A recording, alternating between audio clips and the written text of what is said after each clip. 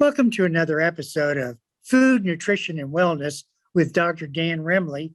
Today, we're going to be looking at problems with choices. So stay tuned.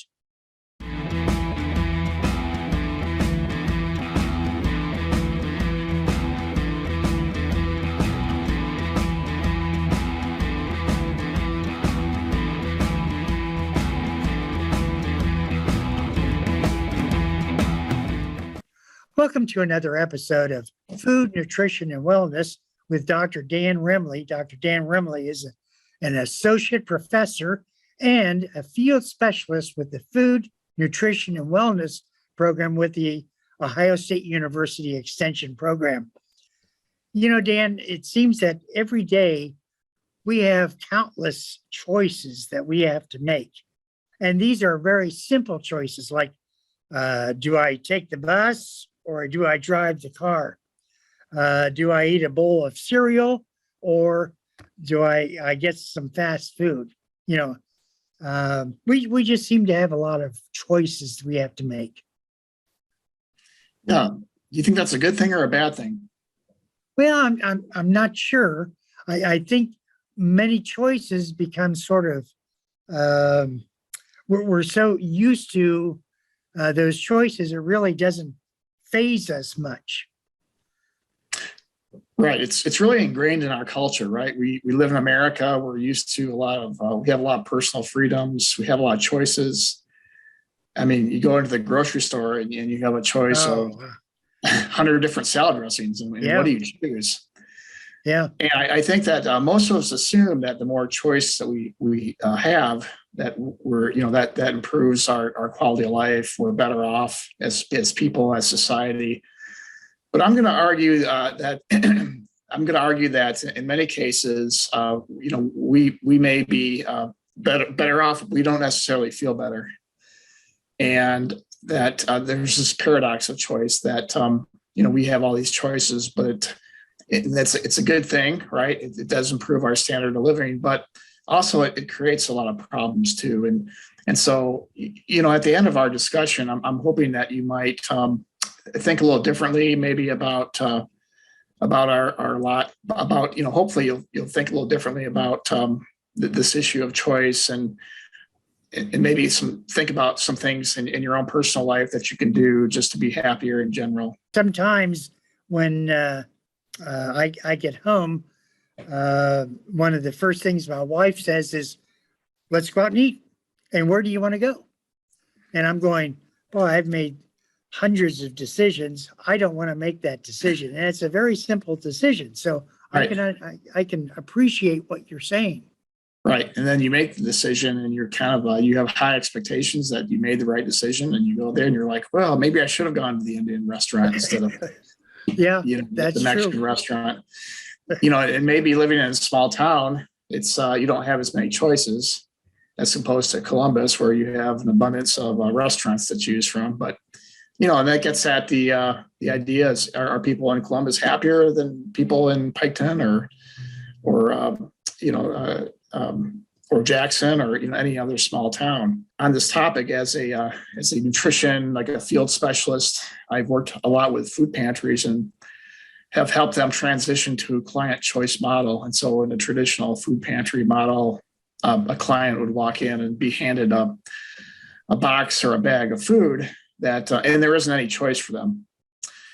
And the problem with these traditional models of distributing food is that you give people food and they don't know how to use the food. They don't know how to prepare it. They might not like it. They might have like a food allergy. And so, when you eliminate that option of choice, what you have is a lot of unwanted foods that people discard, and that creates food waste.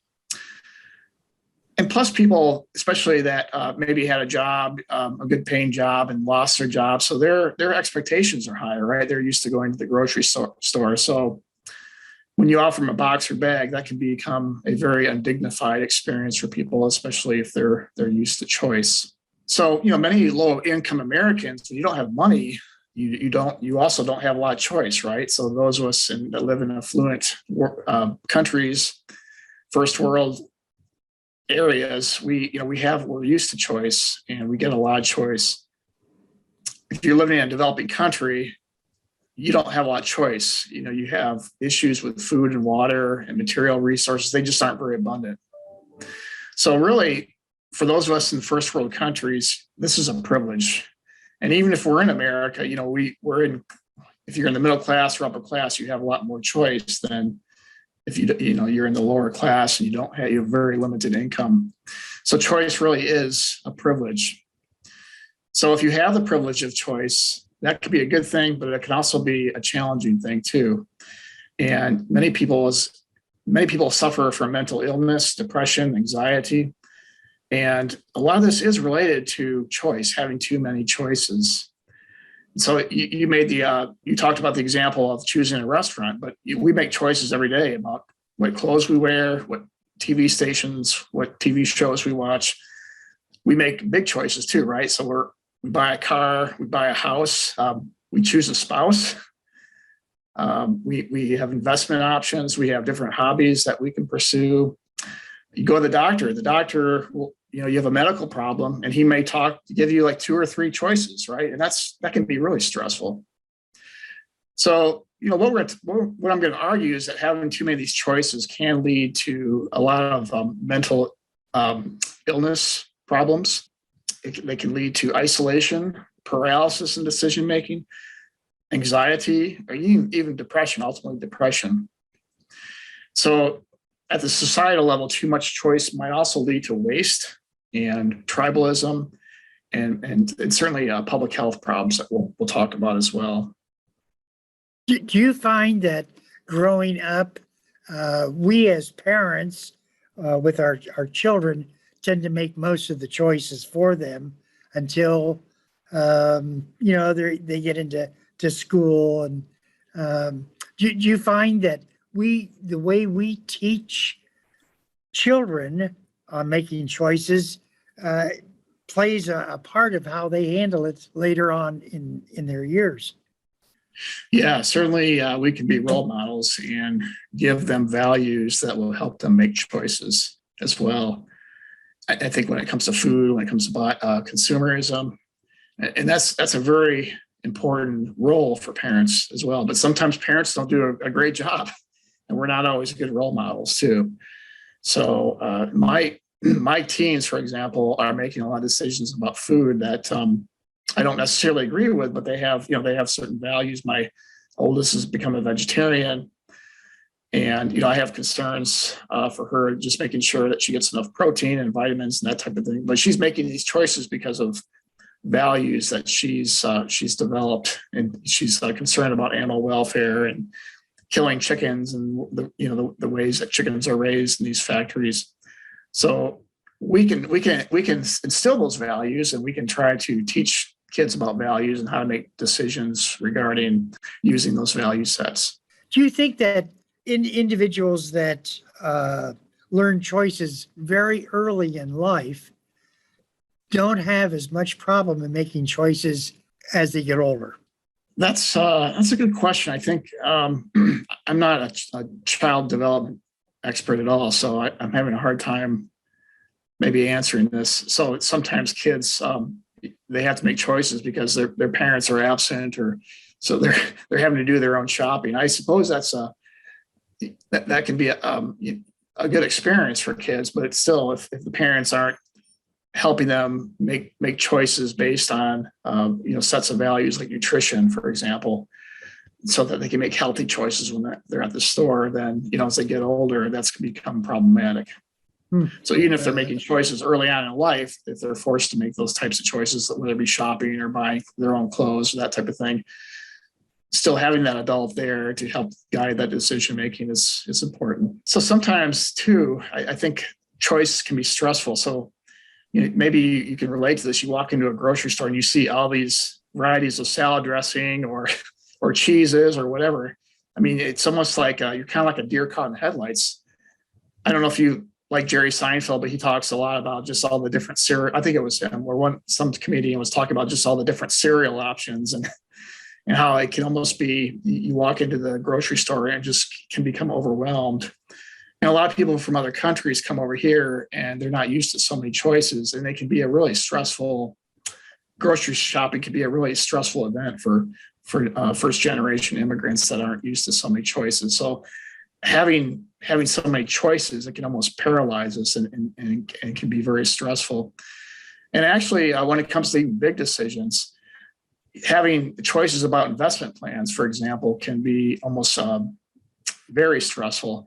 And they've done actual research where they get, like, a company gives people 50 options of investment plans versus 10 options. Employees are more likely to engage in the investment plans if there's only 10 as compared to having 50 options, because it's almost like they just keep putting off the decision. It becomes just too overwhelming and too stressful. So in some ways, having too much choice can even paralyze us in terms of making a decision. Dan, you're bringing up a really good point. Some of the government agencies like the IRS, the tax forms, Medicare, applying for certain kinds of medical options. When you're given a plethora of different choices, it becomes very, very difficult. Let's take the taxes, for instance. Most of us are used to doing simple tasks. But when we look at some of the tax forms and we have a number of different choices, it becomes very stressful. Right. Yeah. And you need somebody to help guide those choices too. And we don't always have. And, that's why people use accountants, and they can make those choices more understandable for us. We might not have that option sometimes too. And I guess a more extreme example is, say you have a life-threatening disease. You go in and see a doctor and they give you 3 procedures to choose from. And that can be a really stressful situation for somebody. And, a lot of times you'll say, well, what would you do if you were me? It's hard for the doctor to say, well, I'm not you. That's a very stressful situation. And I think a lot of people would rather just say, doctor, what do you want to do? What should I do? Don't give me the choices, do it. Sometimes when you're given choices, that many times it's a lose-lose kind of situation. If you choose A, something good's going to happen, but also something bad.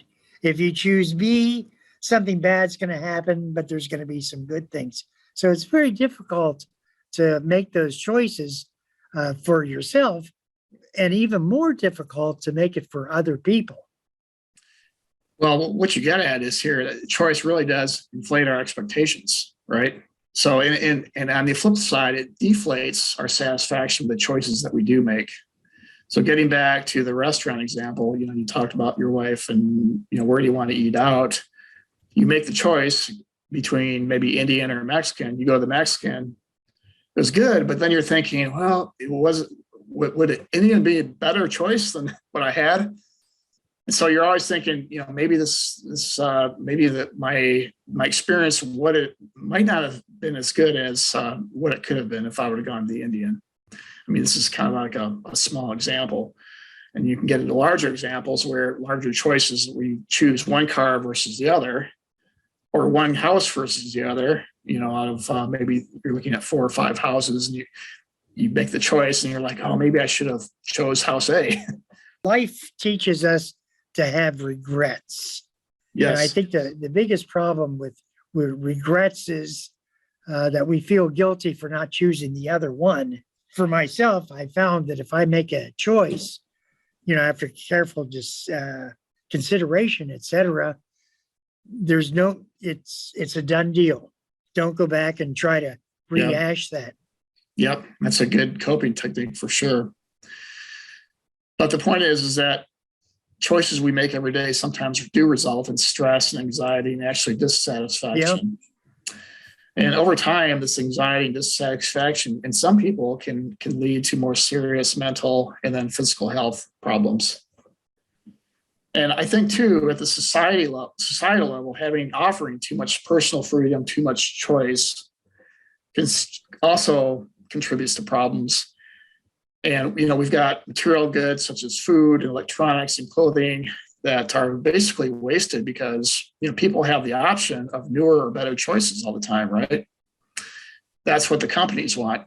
So my most recent example is dealing with strand putting up Christmas lights. I get out the lights and half the strand doesn't work.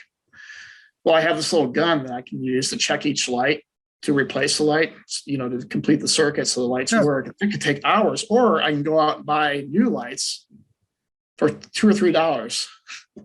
So what did I choose? I chose to buy the new lights. But what happens to the old lights? They go in a big pile. They'll probably wind up in a landfill. They're going to get wasted. I mean, I could have fixed it, but it would take me 2 or 3 hours. And so the convenient choice that wasn't necessarily the better choice for the environment or the clutter in my house, which can also be problematic. When it comes to certain choices, we make the choice. Is it going to save us money or is it going to save us time? And right. Oftentimes time wins out. Food's another example. We have food sitting in our refrigerator that we can always eat leftovers for lunch, but sometimes it's easier to eat out. Yeah. So what happens? Those leftovers get older and we don't want to eat them.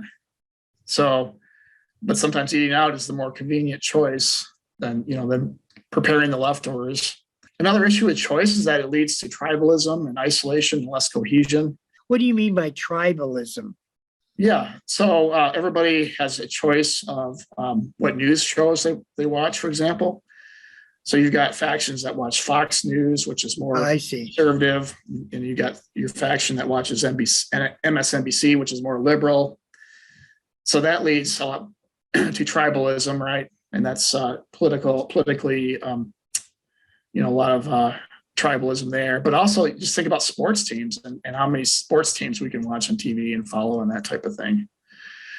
So we have choice, we have tribalism, and we have isolation, less cohesion. And people are becoming more isolated. And that's because they don't do things together, like watching TV shows together. So growing up in the 70s and 80s, my family had 3 channels on TV. And we watched shows as a family because we didn't always have the option of what to watch. And I didn't have my own TV. We had like one TV and it sat in the living room. Now, fast forward to today, my kids have phones. They can watch Netflix on their phones.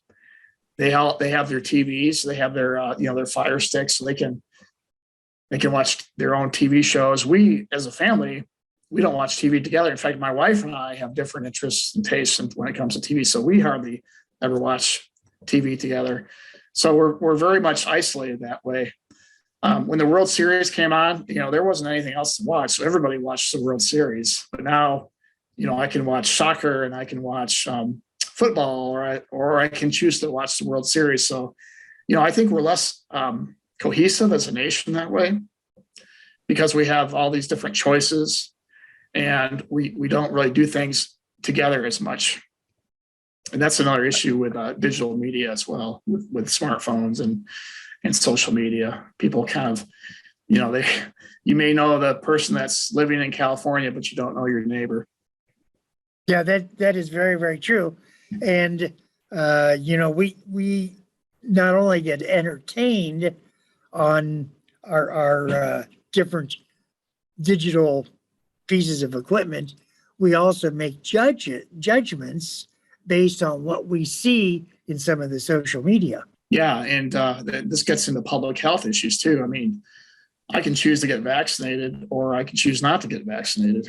And, a lot of people get misinformation because, they have a lot of choices in terms of what they consume in the media. And that creates public health challenges for our doctors and nurses who are treating unvaccinated patients in the hospitals.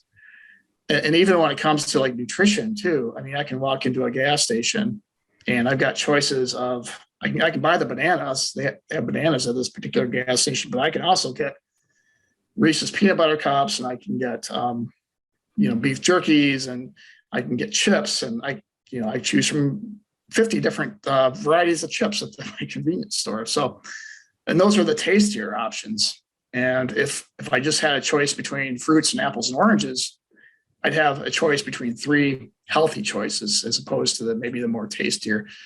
So sometimes the choices that are easy, tastier choices are the ones that can lead to a lot of health problems like obesity and diabetes and that type of thing. Based on the marketability of an item depends upon how tasty or how beneficial we ourselves feel it is.